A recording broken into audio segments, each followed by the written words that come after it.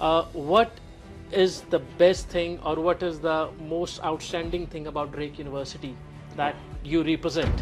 Undergraduate major in AI in the United States. So we're sort of ahead of the curve on that. So. Right, preparing students with the future outcomes.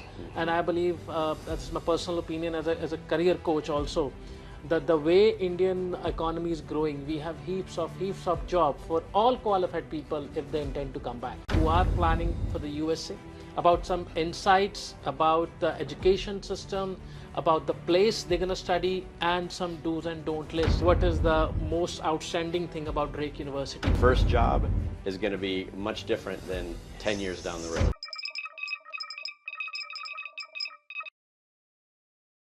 Hello everyone, and welcome again to another podcast on ESS Global YouTube channel. Well, one country is hot topic for the last 2 weeks, and everyone was waiting for some action to happen, some results to be declared regarding that country. So this episode is totally dedicated to USA. You guessed it right.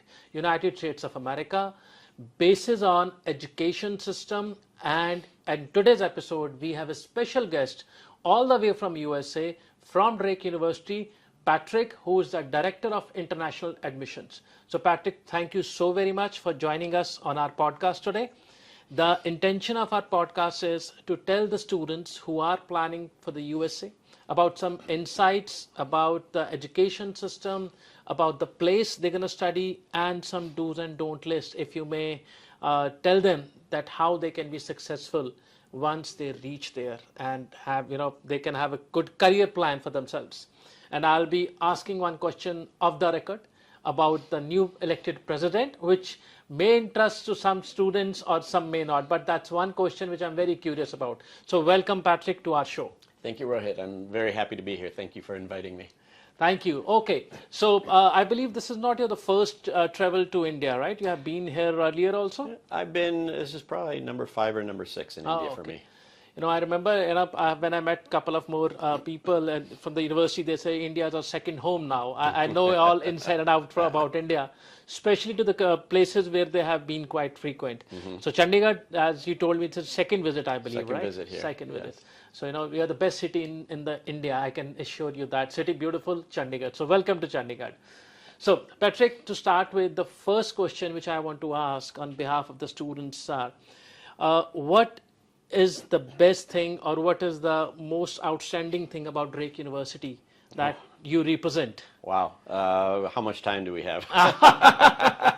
Well, I have all evening. I mean, depending on your schedule, you can go on and on. Yeah. So there's so many things about Drake. So first of all, I want you to know that Drake does things very differently than your traditional U.S. university in many ways. But we can get into some of those specifics as I talk about Drake. I'll be like, oh, and here's something else we do differently, rather than give you a laundry list. But first of all, Drake it's a medium-sized university. All right. Has a student-to-faculty ratio of 10-1. Okay. We do that intentionally because we want our professors to know their students by name. Average class size at Drake is 19 students. So learning is not going to be lecture-based. Okay. The students at Drake will never find themselves in a lecture hall with 400 other students scared to raise their hand because they don't want to highlight look stupid, yes, asking a dumb question. Yes. So we try and keep the environment intimate learning for our students. So now we have about over 100 undergraduate programs across 7 colleges and schools. Wow. They're all good, of course. They're all accredited, just like every accredited U.S. university. They're going to have solid programs. We have solid programs. Right. But there are some of them that are really head and shoulders above what you're going to find at most universities in the U.S. Sorry, I'm just cutting in between. Out of curiosity, I want to jump in and ask this question. While counseling the students, I always use certain examples to the parents that invest your money and time in that education which the demand is coming in next 4 to 5 years. That's a great idea. Because I believe in the last 5 years, the world has totally changed. The way we used to do the things, the way we used to perceive the things, or even implement certain ideas into practicality, everything has changed. Yeah. And with the new upcoming, on social media, I have seen a lot of things that, okay, 9 to 5 jobs will be, obsolete in coming years. So that the way we are taking education as a career is changing, what I believe. Yeah. So what is your take on that, and how Drake University curriculum prepares students for the upcoming era? Yeah, and that's a great question. That is a great approach to have students thinking about the next job. Yes. Because what students are studying right now, and their first job is going to be much different than 10 years down the road. So that's very important. STEM courses are very important. AI, all about AI is going to change the face of everything. So Drake has a very strong AI program. In fact, Drake has the very first undergraduate major in AI in the United States. So we're sort of ahead of the curve on that. So we started admitting students into our AI program probably 4 or 5 years ago. So we're pretty new. I'm sure others are now following us, and so there's a number of AI options for Indian students right now, but we were the very first. We're cutting edge, and that's how we do things. We try and be upfront, get ahead of things. Other universities. I mean, AI is one topic which I can proudly say. It is getting into the root of every business, small or big, doesn't matter. I can give you one example from our organization. What we did, we tried to put AI component in our last 10 year of visa approvals, with their profiles, with their percentage, with their the personality thing, by psychometric tests. So we are getting AI into our system where we can predict how much effort do we need to put in the student to get the visa thing done? How much things need to be worked out? So that's definitely, you said it right. AI will change the whole dynamics of all the industries very soon. And that's one thing where students should actually look into, whether or not they are from a certain background, because it is used in every business, in every aspect of life. Okay, so the second question will be, as you mentioned, there are 100 plus programs that Drake offer. How harsh or how difficult are the entry criteria for the students? Normally we have in India 2 kind of education boards: central board like CBSE, ICSE or Ivy League schools, and the other one are state boards. Mostly some of the countries, I'll say, have this, if I may use the word, discrimination with the pass out of a central board and the state boards. Do Drake has the same component? I mean, if you're from a state board, you need a certain higher percentage? No, we're going to treat students the same, regardless. So as far as entry requirements, so what we do is we will admit students into the university, and then they can select whatever major they get. So we're not admitting students into specific majors per se. We admit them into the university.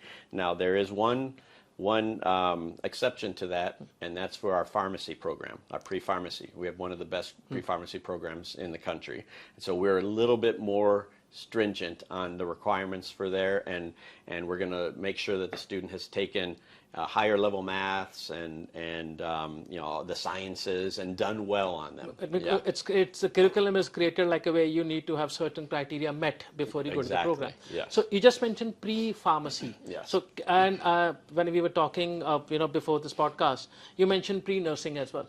So what kind of pre-pharmacy and pre-nursing programs student can get? I mean, it's like before they go into the nursing program or before they go into the pharmacy program. Is it like a preparatory program? It's basically the way we treat it. So let me use the example of pre-pharmacy. So our Pharm D, pre-pharmacy and Pharm D, the combination of the two, it's a 2+4. All right. So the students are doing 2 years of pre-pharmacy, and in their second year, they're applying into the Pharm D program, and they're guaranteed an interview. They're not guaranteed admission into it, but they're guaranteed an interview. If they came from Drake, they're guaranteed or they're not going to be required to take the pharmacy exam, because we know if they came through us, we know we prepared them well. We don't need an outside exam to tell us that. And typically they're going to be admitted. If they're applying, they know the criteria. If they don't meet it, they're not going to apply. They're going to apply somewhere else. Somewhere else. So do they need to have a certain percentage or the grades in pre-pharmacy before they are eligible for the interview? Yeah, I can't tell you specifically what they are, but I believe it's a 3.2. All right. Yeah, it's a 3 to a 3.2. Yeah. And how hard is just clearing that interview? Because in my experience, in all of the countries, pharmacy are normally, it's a regulated occupation, right? So they don't entertain international students in volumes. Hardly 1 or 2 seats per university, for example, country like Australia or UK. So is it the same in USA, or it's much more than 2 seats every university offers to international students? Yeah, so I couldn't talk about other universities, but I can tell you that we have a large number of students. Not 2. We have well more than 2 international students in our pharmacy program. So, in fact, we have this year alone, we admitted 6 students from South Korea. Okay. And I know that we have a couple students from Africa, and so we've got students in numbers, international students in numbers. Yeah, we don't say okay, only 2. No, we like the diversity. That's a good thing, but otherwise these occupations are regulated occupations, and it's not offered to international students in more volumes because of some reasons in many countries. So that's good to know. Okay, now let's jump to the second part. Admission is given in Drake University, and then the I-20. I believe you signed the I-20 yourself. I'm one of 3 people that does it at Drake. Yeah. That's beautiful. If it is getting delayed, we know whom to call and whom to catch, So once I-20 is done, the students go for interview. Are there any special tips for you that you want to give to the students for the interview thing specifically? Because it's interview is something, not the whole India, but some part of Indian students are a bit scared of the interview. And I personally believe it is because lack of preparation. That's personally, I believe. So any hint, tips that you want to share with the students? Absolutely, absolutely. So in terms of preparing for the questions that you're going to get from the visa officer, beforehand, I want you to understand very well why you selected your major. All right. Okay, and you can help them with that since you're a registered career coach, I believe. Absolutely. So make sure they've put a lot of thought into why that major. Yes. In other words, is it a growing industry in my country here in India? Yes. And they can say, oh yes, because it's that industry is increasing by X%, and I know there will be blah blah blah.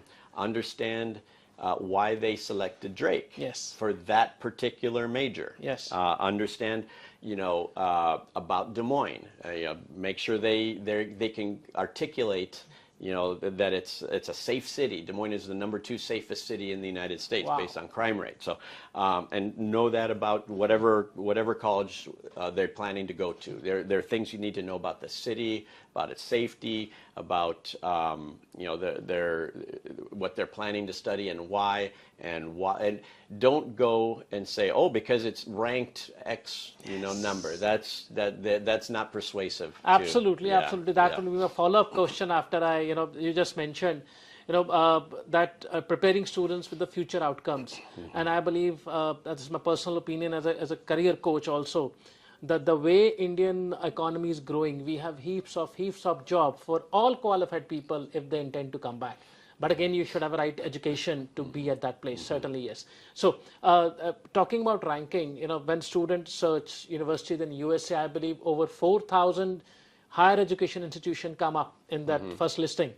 So, do actually ranking matters if I talk about any student going for business program or any other program? Because in my understanding, ranking is done with the university who are engaged in research at a high level. Exactly. But not it's not applicable for other universities, right? Yeah. And also another factor that generally goes into ranking is the size of the endowment. Yes, absolutely. That has absolutely no impact on the student. On the student. They're not receiving that money. Absolutely. So ignore that stuff. And ignore overall rankings. Yes. Look at the particular major that you are wanting to study and see how the quality of that major at that institution is much more important than an overall ranking. So the best scenario is just go to the university website, read everything about it, about the extraordinary thing that university program has to offer.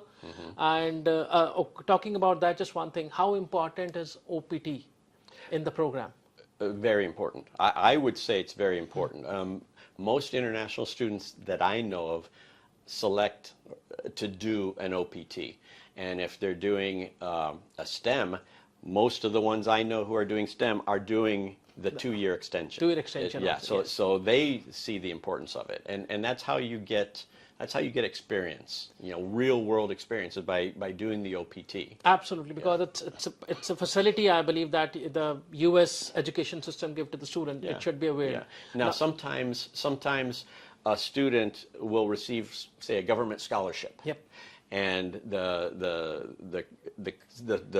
criteria or the requirements will be, as soon as you graduate, you come home. Then you've got no choice. But unless you're in a situation like that, do the OPT. Yes, I mean that's a different scenario when somebody else is spending money for you. Yeah. It's your accountability to come back and serve Yeah. that particular Yeah. organization. That's fairly done. Okay, now OPT is good enough, and CPT. Another second question that student asks. Okay, do I actually do CPT, or should I skip that year? So what is your recommendation on that? Do the CPT. Do the CPT. Do the CPT. Anytime you can get some real world work experience, do it. Particularly at Drake and in Des Moines, there are so many internship opportunities. Des Moines, at Drake, most of the students are doing 3, 4, sometimes 5 internships by the time they graduate. So there's plenty of CPT opportunities for them, and oftentimes the CPT will lead to the OPT. I can relate to that, because you are actually in the job market, job place, workplace, where you can prove that you have the required skills to perform for the employer. Yeah. So that's one platform which actually everyone should use. So that's fairly taken. Okay, now my favorite part of the question that I wanted to ask in the starting one, last 3-year record of the US visa says we grew from 96,000 to 140,000 last year in terms of the visa grant.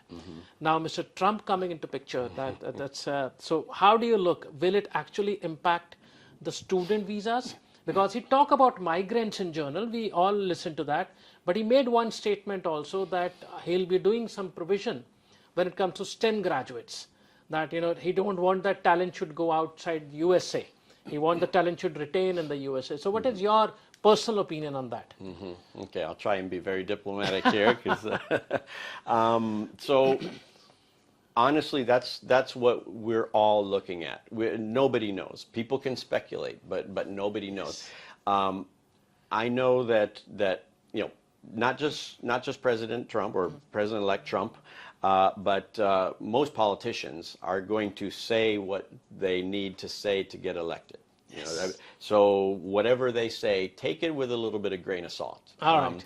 So I would say, regardless of what he has said recently, I would say look to history. Yeah. History tends to be the best predictor of future. Of the future, yes. So we have a 4-year period of him.